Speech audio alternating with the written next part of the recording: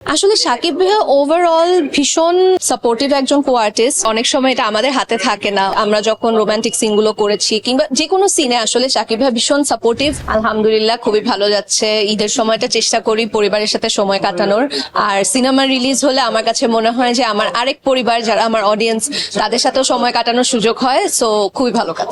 ঈদের দিন মানে সকালবেলা একটু চেষ্টা করেছি আমার শাশুড়িকে হেল্প করার, এবং সেটার পরে আসলে যেহেতু আমাদের প্ল্যান ছিল যে আমরা হলে আসবো পুরো টিম, সো টিমের সবাই মিলে হলে এসেছি।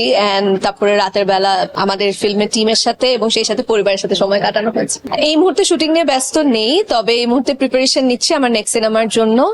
সেটা কবে রিলিজ হবে আপাতত বলতে পারছি না, তবে প্রিপারেশন চলছে। আসলে তাদেরকে বলবো হচ্ছে যে অনেক সময় এটা আমাদের হাতে থাকে না, অনেক সময় অনেক ধরনের মানে প্রবলেম ফেস করে ফেলি আমরা, তখন একটু সমস্যা হয়ে যায়। তবে তাদের জন্য ভালোবাসা এবং অলওয়েজ শুভকামনা, এবং তাদেরকে অনেক অনেক ধন্যবাদ এত সাপোর্ট করার জন্য। আসলে সাকিব ভাইয়া ওভারঅল ভীষণ সাপোর্টিভ একজন কো আর্টিস্ট, এবং আমাদের শুটিং এক্সপিরিয়েন্স পুরো টিমের সাথেই খুবই ভালো ছিল। স্পেশালি আমরা যখন রোমান্টিক সিন গুলো করেছি কিংবা যে কোনো সিনে আসলে সাকিব ভাইয়া ভীষণ সাপোর্টিভ এবং মানে ডেডিকেটেড ডিসিপ্লিনড একজন আর্টিস্ট। ওনার সাথে কাজ করা আসলে প্রত্যেক সময় ভীষণ ইন্সপায়ারিং লাগে। আপাতত কিছু বলতে পারছি না ভাইয়া, থ্যাংক ইউ।